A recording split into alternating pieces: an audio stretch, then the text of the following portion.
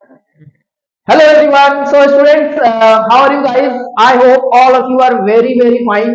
So guys, आज की इस क्लास में हम लोग बात करने वाले हैं आयंस के बारे में। यस, आयंस क्या है, क्या क्या टाइप का आयंस होता है, आयंस कैसे फॉर्म होता है, ये सब के बारे में हम लोग इस वीडियो में बात करने वाले हैं। सो गाइज, अंत तक इस वीडियो को देखते रहिए एंड कॉपी पेन निकाल के सारा चीज जो है नोट करते जाइए। हम वन बाय वन सारा चीज बताएंगे एंड क्लास जो है बहुत ही इंटरेस्टिंग होने वाले हैं, क्योंकि बहुत इंटरेस्टिंग वे में पढ़ने वाले हैं हम लोग एक्चुअली आयंस को आज। ठीक है, सो चलो बिना कोई लेट करते हुए हम लोग स्टार्ट करते हैं अपना लेसन आज। सो गाइस, आयंस से हम लोग बात करते हैं। पहला तो आयंस क्या है लिख लेते हैं। चलो आप लोग भी लिख लो अपना कॉपी में कि आयंस। अच्छा सर, हम लोगों ने ना एटॉम्स के बारे में तो पढ़ा है, मॉलिक्यूल्स के बारे में भी पता है, लेकिन आयंस ये क्या चीज है? सो गाइस, आयंस ना उन लोगों का सोर्स, वो मॉलिक्यूल्स, एटम्स वही लोग हैं, वहीं से आते हैं ये लोग। यस, उन लोगों का जो सोर्स है वो एटम्स है, मॉलिक्यूल्स है, यहीं से बन के ये लोग तैयार होते हैं। तो देखते हैं क्या चीज है। पहले तो आयन दिखता कैसे है वो देखिए गाइस। तो एटम्स क्या होते हैं, मान के चलिए कि सोडियम एक एटम्स है मेरे पास। ये तो सर पता है, सोडियम एटम्स तो सबको पता है, नहीं होता है। अच्छा, एटम लिख लो, चलो ठीक है। अच्छा, एलिमेंट और एटम्स के बारे में तो पता है ना, कॉन्सेप्ट एलिमेंट एटम्स क्या होते हैं। तो सोडियम ये एटम है, अब ये Cl है। अब देखो, सोडियम एटम एकदम न्यूट्रल लिखा हुआ है, मतलब कोई चार्ज नहीं लिखे यहाँ। समझ में आया कि नहीं? यहाँ कोई भी चार्ज हम यहाँ पर नहीं लिखे हैं और यहाँ पर भी कोई चार्ज नहीं लिखे हैं। Now what will happen if I write sodium as Na plus and Cl as Cl minus, तो कहानी बदल गया ना। Now what I have done, I have written sodium as sodium plus and Cl as Cl minus. Now, how could I write this thing? कैसे लिख सकते हैं हम? ऐसे थोड़ी ना लिख सकते कि सोडियम से सोडियम प्लस बना दिए, Cl से Cl माइनस लिख दिए। इसका प्रोसेस है, ठीक है, हम लोग धीरे धीरे चलेंगे उसमें। तो सोडियम प्लस जो है, तो ये है एक आयंस का फॉर्म। Cl माइनस जो है गाइस, ये है एक आयंस का फॉर्म। तो देखो, एक चीज जो समझ में आया है कि न्यूट्रल ना होके वो क्या कर सकते हैं कि आइदर प्लस चार्ज रहने वाले हैं उसके ऊपर और नेगेटिव चार्ज रहने वाले, क्योंकि दो ही टाइप का चार्ज पता है हम लोगों को, आइदर पॉजिटिव होगा कोई चीज और नेगेटिव होगा। तो इस केस में भी जो आयंस बन रहा है, तो दो टाइप्स ऑफ आयंस बनेंगे, एक पॉजिटिव वाला आयंस और एक है नेगेटिव कैटेगरी के आयंस, जिन लोगों के ऊपर नेगेटिव चार्ज रहेंगे, चाहे वो एक सिंगल एटम्स हो। वो भी हो सकता है कि एक सिंगल एटम है उसके ऊपर पॉजिटिव चार्ज और नेगेटिव चार्ज लिखा है, और एक ग्रुप ऑफ एटम्स होगा उसके ऊपर भी एक ओवरऑल नेट चार्ज रहेगा, वो माइनस हो सकता है, प्लस हो सकता है, देखेंगे हम लोग। और उस हिसाब से इन लोगों को नामकरण भी किया जाता है, like all positive ions, those are having positively charged, they are called cations, and those who are negatively charged are called anions। ठीक है, पॉजिटिवली चार्ज जो है उन लोगों को हम लोग कैटायंस बोलते हैं, negatively charge ions are known as anion. समझ में आया? तो देखो, ये जो चीज है आयंस का, तो डेफिनेशन अब हम लोग बोलने वाले व्हाट इज आयन। अगर एग्जाम में ये पूछा जाए कि डिफाइन आयंस, तो हम लोग ये लिखेंगे कि ions are the positively charged atoms or group of atoms. Positively charged particles, you can say positively charged particles or negatively charged particles, or you can say simply it is the charged particles are known as the ions। okay, अच्छा sir, ions कहां मिलेगा? Ions मिलेंगे अगर आप एक काम करो, sodium chloride लेके एक ग्लास में ले लो सोडियम क्लोराइड, एक चम्मच लेके सोडियम क्लोराइड लेके एक चम्मच उसमें मिक्स कर दो, तो आपको क्या है कि बहुत सारा आयंस मिल जाएंगे। अच्छा, ये तो बहुत आसान है, लेकिन सर आयंस को हम लोग देख तो नहीं पाते ऐसे। गाइस देख नहीं सकते, बहुत ही छोटे होते चार्ज पार्टिकल से कैसे देख सकते हैं हम लोग। वो एटॉम्स को नहीं देख सकते तो आयंस को तो छोड़ो, एटॉम्स भी बहुत नैनोमीटर में से नैनोमीटर रेंज में आते हैं। तो इसके अगले जो वीडियो है, मतलब पार्ट 1 में हम लोग बात कर लिए थे कि एटॉम्स मॉलिक्यूल्स क्या होते हैं, और जो डेमोक्रिटस का कॉन्सेप्ट, कॉनद concept like and mass constant proportion वाला जो लॉ, डाल्टन्स एटॉमिक मॉडल, ये सब बात कर चुके थे आई थिंक हम लोग। ठीक है, एक जो वीडियो नहीं देखे हैं तो प्लीज जाके देख लीजिए, then come to this video. So ये तो आयंस के बारे में थोड़ा बहुत आइडिया लग गया है हम लोगों को कि क्या होता है आयंस। तो आयंस क्या होते हैं, generally they are charge particles, charged particles. और ये चार्ज पार्टिकल्स एक सिंगल एटॉम से भी बनेगा, मतलब ये सिंगल एटॉमिक, सिंगल है, सिंगल एटॉमिक, और एक ग्रुप ऑफ एटॉम्स भी होगा जो एक चार्ज कैरी करने वाला है, group of atoms having a net charge. ठीक है, group of atoms having net charge. अच्छा, ये एक एटॉम्स के ऊपर चार्ज रहता है, ये तो समझ में आया है, लेकिन ग्रुप ऑफ एटॉम्स वाला क्या फंडा है, ग्रुप ऑफ एटॉम्स वाला क्या चीज है, देखेंगे। देखो इसमें क्या होगा कि एक बहुत सारा ग्रुप ऑफ एटॉम, मतलब बहुत सारा ग्रुप, बहुत सारा एटॉम्स ऐसे अटैच है, मतलब कि NH4 है, ये क्या है, ये एक पॉली एटॉमिक सिस्टम है, बहुत सारे एटॉम मिलके ये NH4 सिस्टम बना है। लेकिन एक चीज अभी भी मिसिंग है, अगर हम क्लास लिखते हैं तो अब ये बात बन रहा है एंड ये सही है, एंड इसका नाम है ammonium ion, right, ammonium cation. And ये सोडियम कैटायन था, ये क्लोराइड आयन था, ऐसा करके। तो देखो ग्रुप ऑफ एटॉम्स भी होगा एक आयन की कैटेगरी में, हम लोग उसको रख सकते हैं, एंड एक सिंगल चार्ज पार्टिकल्स भी क्या होंगे, एक एटॉम्स होंगे। तो गाइज ये है poly atomic ion, poly atomic ion.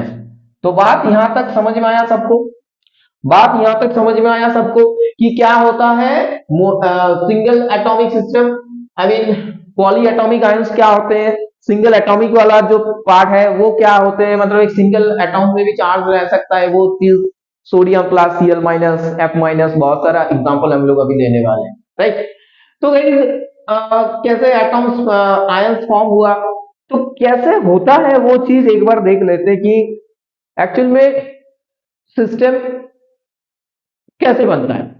तो देखो कारण एकदम सिंपल है, जैसे एक एग्जांपल से हम लोग समझते हैं, मान के चलिए कि सोडियम के पास कितना इलेक्ट्रॉन्स रहते हैं ना, 11 इलेक्ट्रॉन्स रहते हैं, पता है, और 11 इलेक्ट्रॉन्स भी रहते हैं और रहते हैं 11 प्रोटॉन्स। ठीक है, अब देखो इलेक्ट्रॉन का चार्ज क्या होता है, नेगेटिव, इलेक्ट्रॉन का चार्ज क्या होता है, नेगेटिव, और प्रोटॉन का चार्ज होता है पॉजिटिव।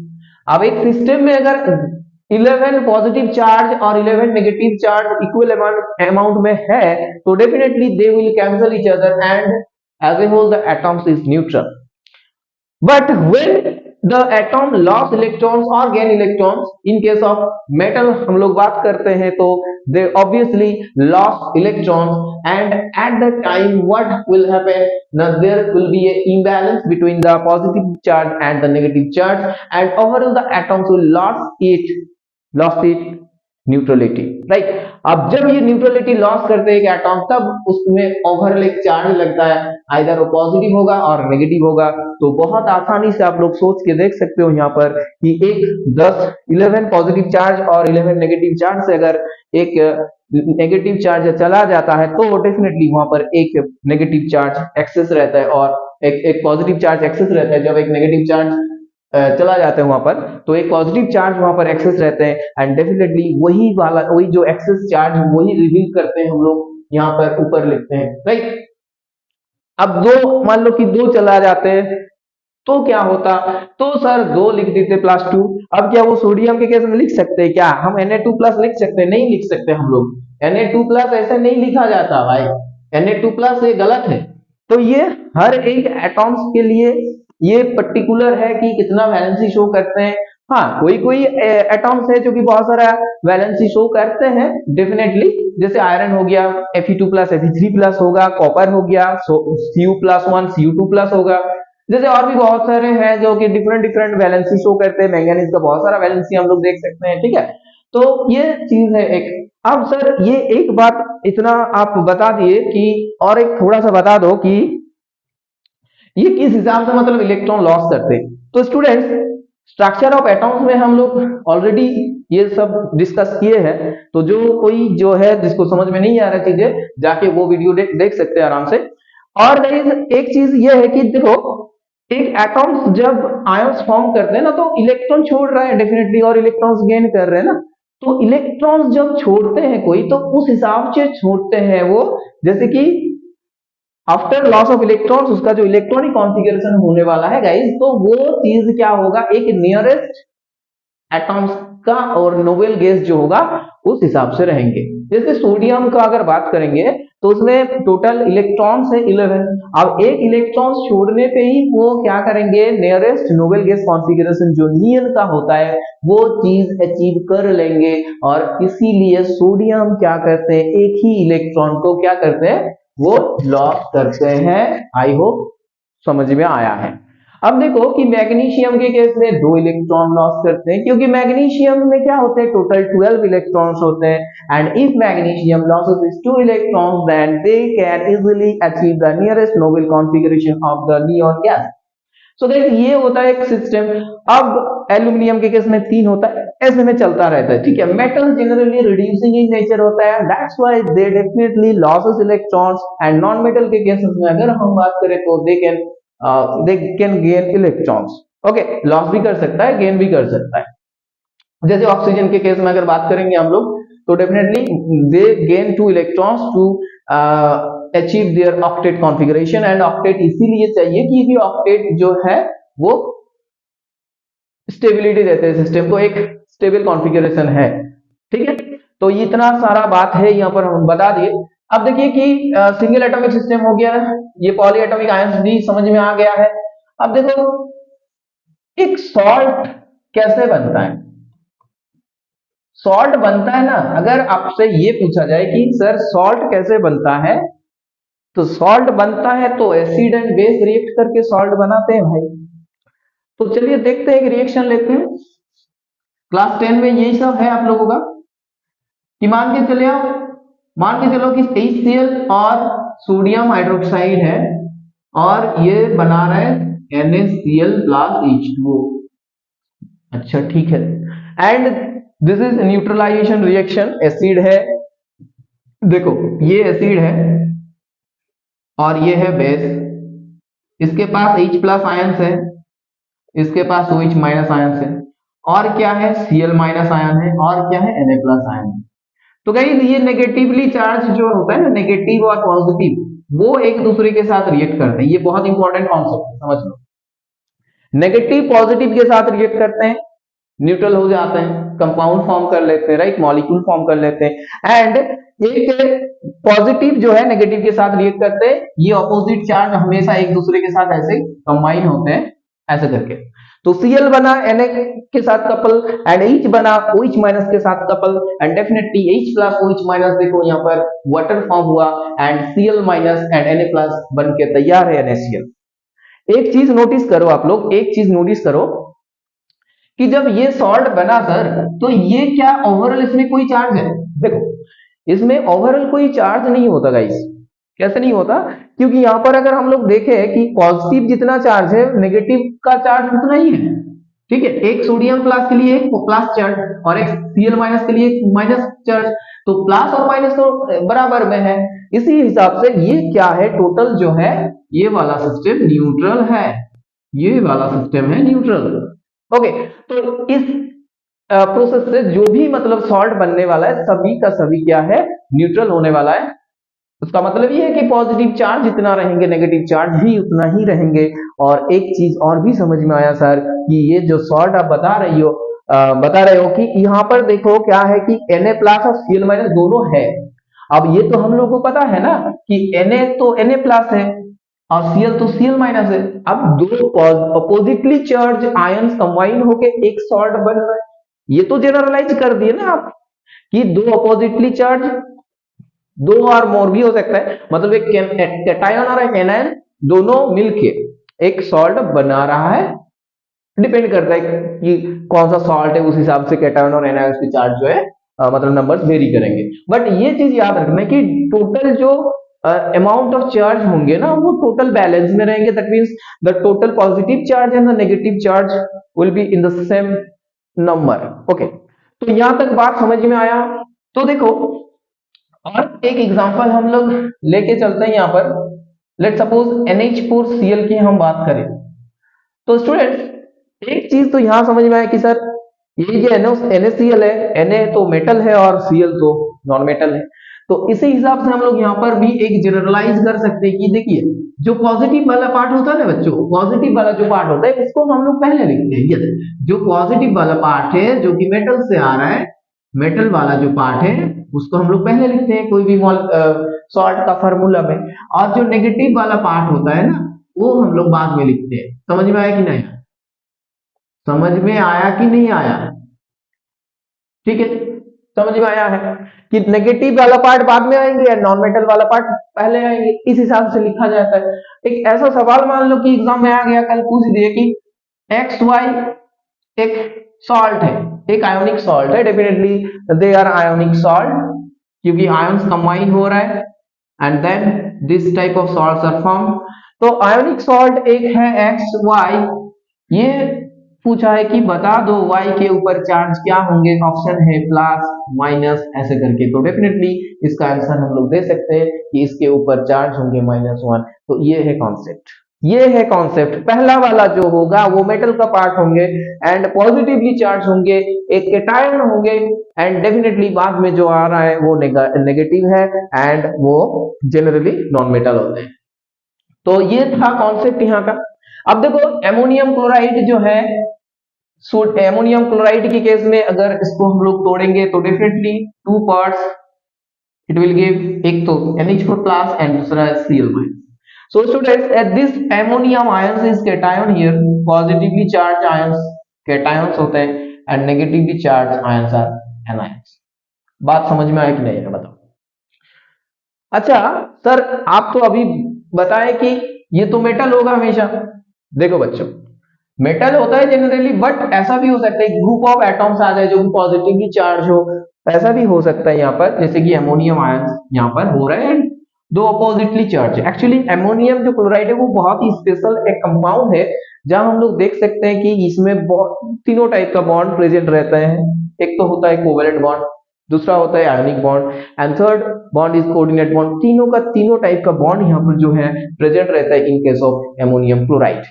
आगे में जाके हम लोग बात करेंगे क्लास 10 में कि क्या क्या बॉन्ड्स होते हैं, कोवेलेंट बॉन्ड कैसे फॉर्म करते हैं, आयोनिक बॉन्ड कैसे फॉर्म करते हैं, कोऑर्डिनेट बॉन्ड क्या होते हैं। तो ये सब चीज हम लोग क्लास 10 में जाके अच्छे से पढ़ने वाले हैं। ठीक है, अभी तक यही सब समझ लो कि एमोनियम क्लोराइड जो है ये कैटायन पार्ट है और एनायन पार्ट है। अब हम लोग क्या करेंगे, एक लिस्ट बनाएंगे बच्चों, एक लिस्ट बनाएंगे जहां पर हम लोग जितना भी पॉसिबल है नेगेटिव आयंस और पॉजिटिव आयंस को लिखेंगे। ओके, आई होप सबको समझ में आ रहा है अच्छे से?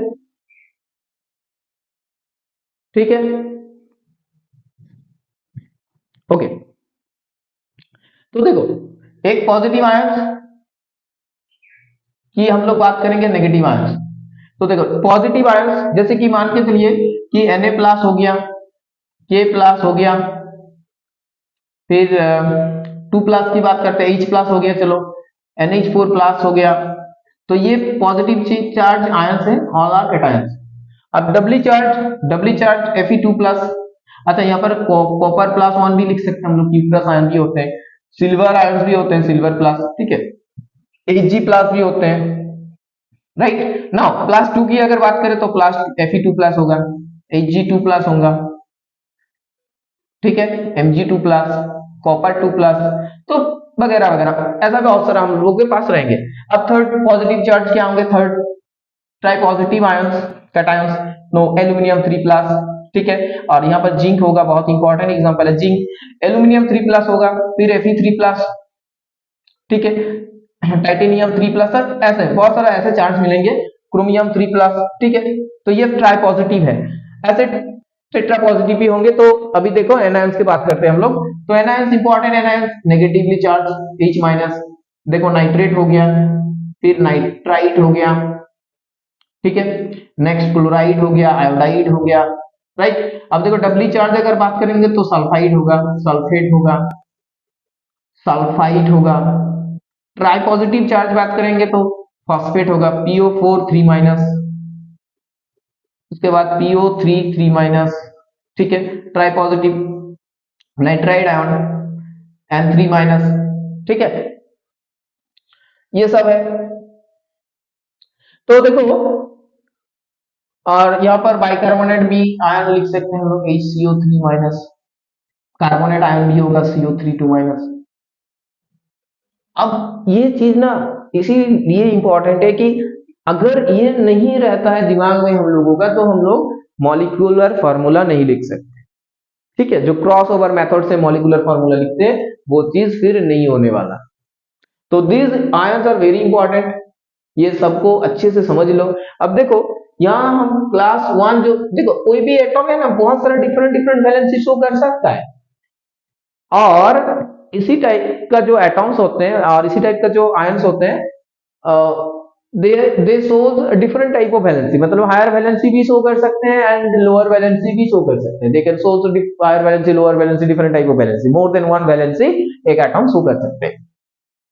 ओके, तो जैसे कि कॉपर में देखो +1 भी हो सकता है, and copper can show +2 valencies also, right.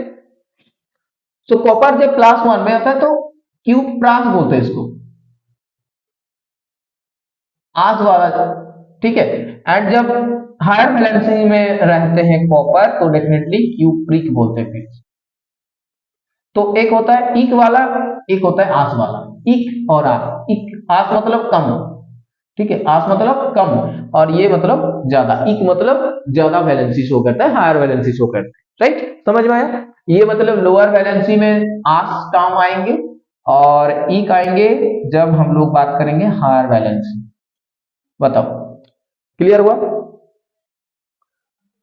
Okay, चलो। अब देखो ये सब, अगर सल्फेट, अच्छा ये सब अच्छे से याद रखना। देखो नाइट्रेट है ये, ठीक है, और नाइट्राइट, दोनों में बहुत कंफ्यूजन होते हैं कि कैसे याद रखें इनको। तो देखो बच्चों, आप लोगों को सिल्वर नाइट्रेट का फॉर्मूला पता है ना, AgNO3 होता है ना, सिल्वर नाइट्रेट। तो गाइस इसी से हम लोग याद कर सकते हैं को, Ag का तो +1 होता है, नाइट्रेट का NO3-, तो यहां से हम लोग याद कर सकते हैं इसको कि ये नाइट्रेट आयन होता है NO3-। और नाइट्रेट का क्या होगा? देखो नाइट्रेट अगर NO3- है, अब यहाँ पर कंपटीशन में और कोई नाइट्रेट का कंपाउंड है क्या? और कोई मॉलिक्यूल्स आयंस नहीं है यहाँ पर। तो इससे क्या होगा, एक कम कर दो, एक कम कर दो आप, वही होगा नाइट्राइट का। तो नाइट्रेट का होता है देखो 8, ये वाला होगा। और नाइट्राइट का अगर बात करें हम लोग तो क्या होंगे वो डेफिनेटली NO2- होंगे, ऐसा करके याद रखते हैं, ठीक। सेम केस होंगे सल्फेट में और सल्फाइड में। देखिए तो सल्फेट में क्या होगा, सल्फेट कहां से आ रहा है बताओ पहले तो, सल्फ्यूरिक एसिड से आता है ना। ये लोग देखो, ये जितने भी नेगेटिव आ रहा है ना सबको, सब एसिड से आ रहा है, all these are coming from acid. यहाँ लिख दे रहे हैं हम अच्छे से, ये जो भी है वो कहां से आ रहा है, coming from acid, all these are coming from acid बच्चों। ये सारे के सारे एसिड से आ रहे हैं, और ये जो है पॉजिटिव वाला चीज वो कहां से आ रहा है ना, बेसिस से आ रहा है। देखो बेसिस से आ रहे कैटायन वाला पार्ट। इसीलिए इसीलिए जो कैटायंस होते हैं, जो मेटल कैटायंस होते हैं और ऐसे ग्रुप ऑफ आयंस जो होते हैं NH4+ वाला, वो कहां से आते हैं, वो आते हैं बेसिस से। इसीलिए पॉजिटिवली चार्ज को हम लोग क्या बोलते हैं ना, बेसिक रेडिकल से ये लोग जाना जाते हैं, पहचाना जाता है, बेसिक रेडिकल्स, बेसिक रेडिकल्स, ठीक है, समझ में आया? And as these negatively charge ions are coming from acid and that's why they are known as acid radical. अब बताओ समझ में आया कि नहीं आया? एसिड रेडिकल्स, ठीक है, acid radicals and this is basic radicals. देखो जैसे कि मान के चल सकते हैं हम लोग एच एफ नहीं एच, इसको H2O से आ रहा है, H प्लस आता है तो एच एफ। अच्छा नाइट्रेट, नाइट्रेट नाइट्रिक एसिड से आ रहा है H प्लस NO3 माइनस, ठीक है। ये nitrous acid H plus Cl minus HCl से आ रहा है, ये सल्फेट H2SO4 से आ रहा है, H2SO3 से आ रहा है, H3PO4 फॉस्फोरिक एसिड से आ रहा है, ठीक है। तो ये सब एसिड से आता है, इसीलिए they are known as acid radical. जो नेगेटिवली चार्ज होते हैं एसिड रेडिकल और positively charge are basic radical. Clear हुआ यहां तक कहानी? अब देखो इन लोगों को लेके हम लोग क्या कर सकते हैं, कंपाउंड बनाएंगे, ठीक है। कंपाउंड जो है हम लोग यहां पर बनाएंगे। तो कंपाउंड बनाने का जो सिंपल सा तरीका है वो देखो क्या है। पहले तो जो कंपाउंड है इसका नाम तो लिखा रहेगा, ऐसे मान लो सोडियम क्लोराइड है, सोडियम सल्फेट, ये नाम आप लोगों के पास रहेंगे। तो यहां से पिक करना होगा पहला वाला जो टर्म है सोडियम एंड सल्फेट। अब दोनों का फार्मूला ना आप लोगों को पता होना चाहिए, जैसे अभी हम लोग पढ़े इसको। तो सोडियम के लिए हम लोग Na लिखेंगे एंड सल्फेट के लिए हम लोग क्या लिखेंगे, SO4। अब स्टूडेंट्स एक चीज तो पता है ना हम लोगों को कि सोडियम के ऊपर +1 होता है और सल्फेट के ऊपर -2, तो डेफिनेटली वो चीज जो है ये इन लोगों का सिंबल है, ये सिंबल है, बट इन लोगों का चार्ज जो होंगे, वैलेंसी जो होंगे वो हम लोग यहाँ लिखेंगे, ठीक है। इसका जैसे कि एक है तो एकदम नीचे लिखेंगे, एकदम इसका एकदम नीचे लिखेंगे। और इसमें क्या चार्ज रहते हैं, 2 रहते हैं ना, 2।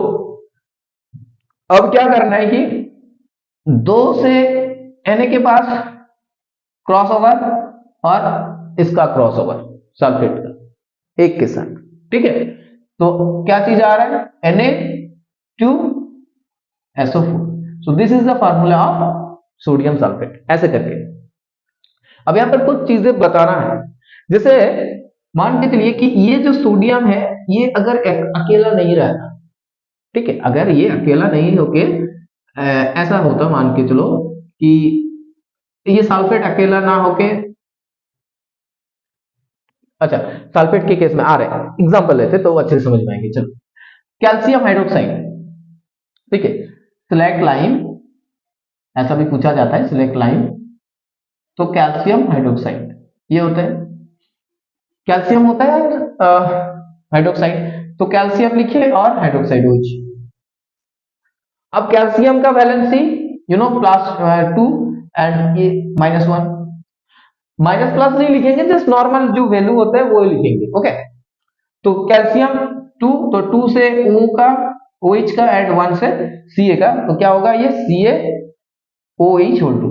अब देखो स्टूडेंट्स हम तो ऐसे भी लिख सकते थे ना, देखो गलती कहाँ करते हैं वो हम बता रहे हैं कि ये भी कोई लिख के अगर चला आए तो भाई नहीं मिलेगा उसको नंबर, क्योंकि इसमें देखो ये जो आयंस है ना उसमें एक से ज्यादा क्या है एटॉम्स प्रेजेंट है, तो इसी वजह से एक ब्रैकेट जो है यूज करना पड़ता है और उसके बाद ये जो न्यूमेरिकल नंबर है वो देना पड़ता है। तो दिस इज द सिस्टम, यही हम बताना चाह रहे हैं।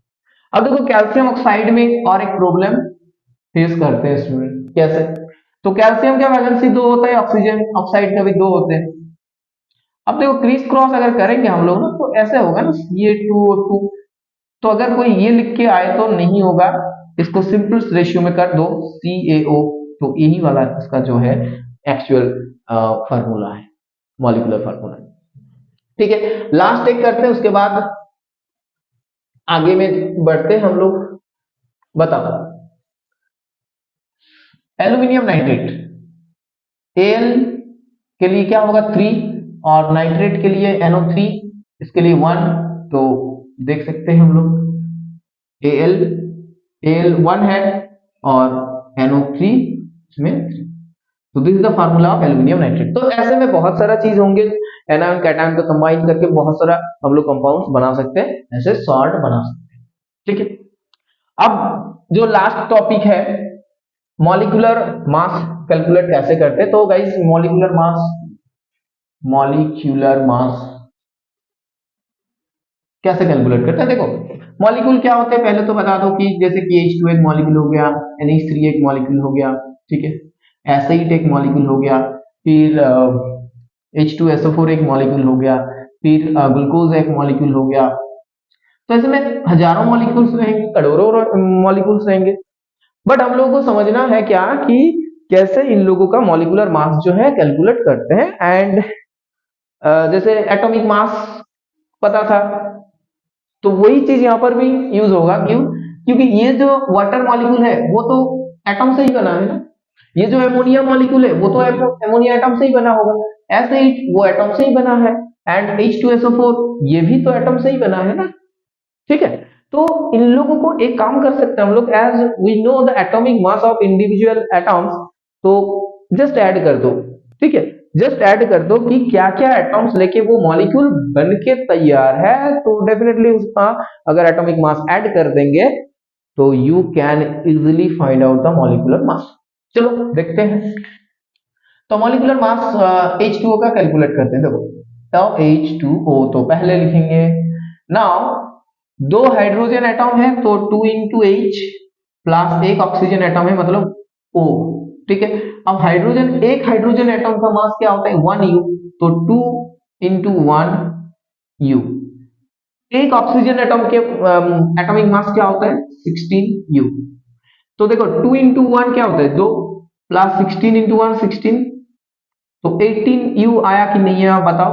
तो ये है एक सिंगल मॉलिक्यूल ऑफ H2O का मोलर मास, ठीक है। मोलर मास ये है U यूनिट में एक सिंगल का। एक मोल की अगर बात करें हम लोग एक मोल की, तो फिर वहां पर क्या होगा 18 ग्राम पर मोल होंगे गाइस। समझ में आया? मोल का कॉन्सेप्ट इंपॉर्टेंट है, हम लोग बात करेंगे, एक क्लास लेके आएंगे मोल का कॉन्सेप्ट से, ठीक है। देखो अब देखो एमोनिया के केस में अगर बात करेंगे, यहाँ पर नाइट्रोजन एटम का एटॉमिक मास 14 होता है और 3 हाइड्रोजन है तो 3 इंटू 1 मतलब 17U। ये जो U की बात हो रहा है ना, एक सिंगल एटॉमिक वाला चीज आ रहा है, मतलब ये जो है ये मोलर मास, क्लियर कर लो, molar mass of a single, yes एक सिंगल एमोनिया मॉलिक्यूल की बात हो रही है, ठीक है, एक सिंगल एमोनिया मॉलिक्यूल की बात हो रही है, क्लियर। सिमिलरली H2SO4 में अगर बात करेंगे तो 32 प्लस 4 इंटू 16 प्लस 2, तो ऐसे करेंगे तो 98U आएंगे। तो ये एक H2SO4 मॉलिक्यूल का होता है। और अब देखिए यहां पर हम लोग देख सकते हैं कि ये अगर ऐसा होता है कि फॉर्मूला यूनिट कब यूज करते हैं, वो चीज हम बताने वाले हैं कि फॉर्मूला यूनिट हम लोग कब यूज करते हैं। तो जनरली सॉल्ट के केस में हम लोग वो यूज करते हैं, क्योंकि वहां पर फॉर्मूला के हिसाब से रहता है ना कि NaCl Na plus Cl minus, तो एक का जस्ट कैलकुलेट करता हूँ Na प्लस का Cl minus, Na 23 and Cl का 35.5। तो फॉर्मूला यूनिट हम लोग उसके केस में करते हैं, ठीक है, जो लोग फॉर्मूला यूनिट के हिसाब से रहते हैं। समझ में आया? फॉर्मूला यूनिट मास तो सेम ही चीज है, एक ही टाइप का है, जस्ट वहां पर क्या होता है कि आयंस के फॉर्म में वो लोग एग्जिस्ट करते हैं, आयंस के फॉर्म में एग्जिस्ट करते हैं, इसी वजह से ये चीज होता है, ठीक है। तो जिन लोगों का कॉन्स्टिट्यूएंट जो पार्टिकल्स है, कॉन्स्टिट्यूएंट पार्टिकल्स आर आयन, ठीक है, तो वहां पर हम लोग क्या यूज करते हैं molecular mass, instead of molecular mass formula unit mass, formula unit mass. As for example guys NaCl, ये Na प्लस Cl माइनस के हिसाब से रहता है ना, तो Na प्लस तो definitely 23U and for Cl 35.5U add कर दो क्या होगा 58.5, हाँ 58.5U। तो this is the formula unit mass of sodium chloride. तो जो भी ऐसे आयंस के फॉर्म में रह सकता है जैसे CaCl2 और भी है सॉल्ट्स वगैरह सब इस अंडर में आएंगे, उस हिसाब से हम लोग फार्मूला यूनिट मास बोलेंगे इसको इंस्टेड ऑफ मॉलिक्यूलर मास। तो ये था, ठीक है, ये सब था इस क्लास में। सो स्टूडेंट्स आई होप ये वीडियोस जो है आप लोगों को बहुत इम्पोर्टेंट लगा एंड बहुत सारा कॉन्सेप्ट जो है क्लियर कर पाए। ठीक है, तो ऐसा ही और भी वीडियो लेके आएंगे हम लोग डेफिनेटली। एंड आप लोग का अगर स्पेशली कोई रिक्वायरमेंट्स है कि सर मोल्स चैप्टर के ऊपर एक वीडियो बना दो, देन तो वो चीज पहले फिर काम करेंगे उसके ऊपर। ऐसे ही नॉर्मली नहीं तो सिलेबस वाइज हम लोग ऐसे टॉपिक वाइज चलेंगे। ठीक है, अगर बहुत ही कोई रिक्वायरमेंट्स रहा कोई भी टॉपिक है तो आप लोग बता सकते हो कमेंट में। एंड इस वीडियो में अगर किसी को लगा कि कहीं कुछ और बताना चाहिए था ऐसे करके, तो ऑब्वियसली कमेंट सेक्शन में बताओ। कोई भी कुछ भी पूछ सकते हो कि सर ये Na+ क्या हुआ, Mg2+ ही क्यों हुआ, ऐसे बहुत सारा डाउट रहता है स्टूडेंट का। छोटा छोटा डाउट से बहुत अच्छा अच्छा सवाल मिस करके आ जाते हैं एग्जाम में, तो वो डाउट जो है क्लियर करने का एक मौका आप लोगों को मिल रहा है। तो definitely you can ask in the comment section. ठीक है, चलो तो आज रखते हैं यहीं पर, मिलते हैं नेक्स्ट वीडियोस में। एंड डेफिनेटली हम लोग नेक्स्ट वीडियो में क्या करेंगे, हाँ कुछ सवाल और कुछ इंपॉर्टेंट कॉन्सेप्ट लेके आएंगे। ठीक है, मोल्स कॉन्सेप्ट भी पढ़ा देंगे नेक्स्ट वीडियो में। ओके, सो गाइस रखते हैं अभी, bye everyone. Okay okay bye, thank you.